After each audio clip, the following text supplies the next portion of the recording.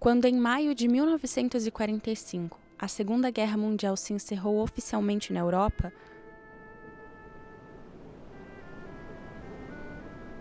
a Itália estava devastada.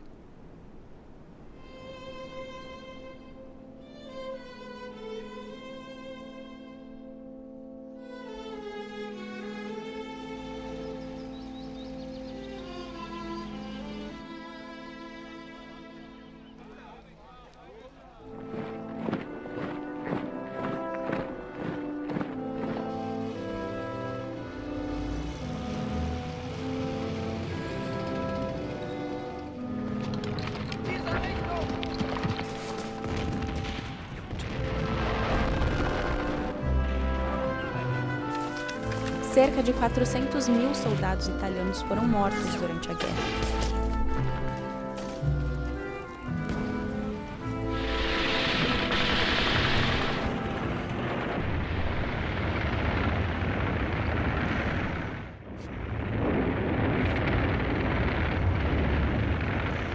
E mesmo após o fim do regime fascista de Benito Mussolini em 1943, a situação política seguiu conturbada e desordenada. Levariam ainda mais 5 anos até a consolidação de uma nova Constituição. Mas isso não significa que o cenário sociopolítico melhorou muito. O Partido Comunista Italiano perdeu nas eleições de 1948 para o partido de direita Democracia Cristã. A esquerda da Itália, portanto, se concentrou em uma série de artistas e intelectuais que deram origem ao neorrealismo italiano, e por conta da forte carga social de suas obras, passaram a enfrentar censuras da direita cristã. Muitas dessas obras, por sua vez, tratavam da realidade popular do país, da fome, da mortalidade infantil e das consequências da guerra. André Bazin, crítico de cinema francês que estudou a fundo o realismo e o mito de sua existência no cinema, defendia, ao tratar do movimento neorrealista italiano, a presença de um humanismo revolucionário. Também ressaltava uma forte aproximação para com a realidade social italiana, através dos planos longos, das filmagens nas ruas mesmo, não em estúdio, e do uso persistente de não-atores. Dentre estes não-atores, estavam, é claro, crianças, sem experiência prévia e muitas vezes com condições sociais e financeiras na vida real muito próximas daquelas das personagens que interpretavam nos filmes. Quello che ci frega noi è che siamo organizzati. Se no Felice, guarda per qua giù a fregarci di cassi. A me me l'hanno fregato tu, ma che ci faranno? Wow. Seri! A Pasquale, Ciao, andate. dove sta Giuseppe? Devo parlare. A Giuseppe! Ciao. Os meninos que protagonizaram Vítimas da Tormenta, Franco Interleghi e Rinaldo Smordoni, foram ambos tirados das ruas de Roma e se saíram tão bem aos olhos dos espectadores que o filme conquistou o primeiro Oscar de melhor filme estrangeiro da história. Mas eles não foram os únicos. Até porque os diretores Vittorio De Sica e Roberto Rossellini frequentemente contavam com crianças em situação de rua para atuar em suas obras, muitas vezes em papéis de destaque, quando não são as personagens principais, como em Vítimas da Tormenta ou Alemanha Ano Zero, são pelo menos muito importantes para as narrativas, como Marcello, em Roma Cidade Aberta, de Rossellini, e Bruno, em Ladrões de Bicicleta, do Vittorio De Sica.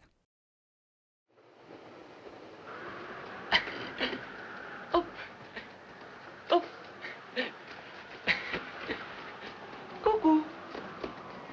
Cucù! Cucù! Batti i piedi, Cucù! E ainda falando no diretor, até mesmo em um filme seu como Milagre em Milão, que tem pouca representação de criança, há no protagonista adulto, Totò, uma forte carga de ingenuidade e pureza infantis, que levam o filme a momentos de fantasia e magia. Mas por quê? O que levava Vittorio De Sica e Roberto Rossellini, assim como Luchino Visconti em A Terra Treme e Pietro Germi em O Caminho da Esperança, a abordar a infância em suas obras? Bom, como já dissemos, o neorrealismo italiano surgiu logo após o fim da Segunda Guerra, em meio a uma nação destruída. E as crianças não deixaram de ser afetadas. Afinal, a guerra, mesmo depois de terminar oficialmente, é para todos os efeitos uma experiência traumática coletiva, que causa um impacto incomparável sobre o psicológico de toda uma população. A desesperança era, portanto, mais um dos males que assolava a Itália na década de 40. E os filmes neorrealistas, a partir de seu olhar crítico da sociedade, também buscavam transmitir parte dessa sensação que permeava o país. Apesar de muitas vezes não compreenderem por completo o contexto da guerra, as crianças sentem, e o trauma as afeta tanto quanto a um adulto, se não mais.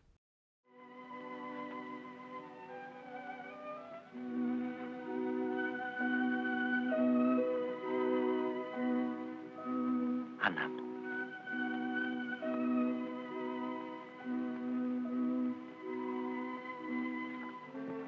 Apro.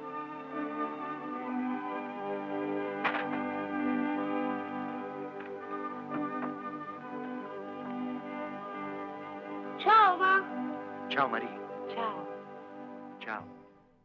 E as personagens crianças eram tão especiais aos cineastas vanguardistas justamente por representar a inocência, a ingenuidade e, principalmente, a esperança. Esperança de um recomeço, de redenção e de um futuro melhor para a nação italiana. Ainda assim, na maior parte das vezes, esse otimismo não se encontra do início ao fim. Ele é raro, reservado para algumas instâncias específicas, porque o realismo das obras, por vezes, as afastava de encerramentos positivos, como eram, e ainda são, convencionais em filmes hollywoodianos. Nesses casos, a criança poderia experienciar uma morte literal no final, como é o caso do menino Edmund em Alemanha Ano Zero, ou até uma morte simbólica, uma perda da infância e ou da esperança, como ocorre mesmo sem nenhuma palavra ser dita, na cena em que Bruno, de Ladrões de Bicicleta, percebe a falha de seu pai e como ela vai os fazer voltar para o estado financeiro no qual se encontravam no início do filme. Já Vítimas da Tormenta atua mais no campo da alegoria. Após a tragédia que assombra a cena final, a última coisa que se vê é o cavalo comprado pelos garotos ainda no início do filme, indo embora.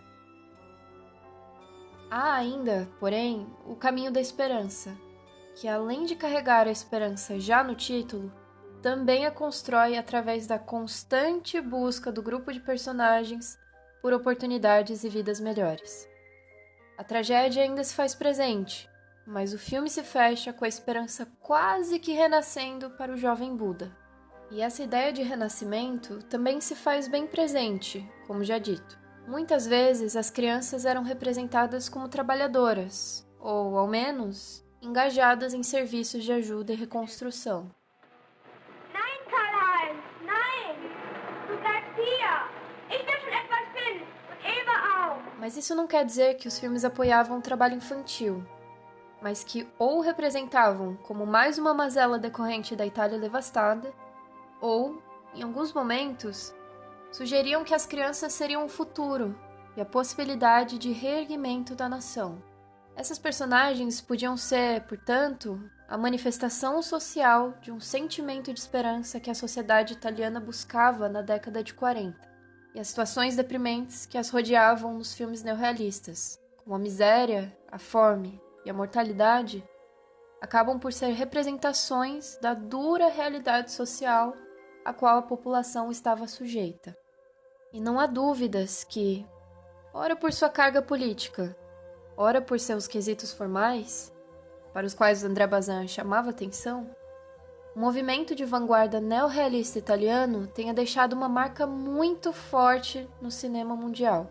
Viria a dialogar com a Nouvelle Vague francesa, o cinema novo aqui no Brasil e tantos outros filmes, até mesmo de Hollywood. No quesito de representação infantil não é muito diferente. A influência neorrealista pode ser sentida em filmes que abordam a guerra do ponto de vista de crianças, como Vai e Veja e Túmulo dos Vagalumes, ou que exploram tempos de crise em geral, como os filmes de Nelson Pereira dos Santos, Salaam Bombay e até mesmo, mais recentemente, o filme denúncia Cafarnaum, na corrente de cinema visto e contado de baixo. Uma proposta que é, na teoria, ainda mais radical do que o que a esquerda na Itália da década de 40 propunha com o neorrealismo.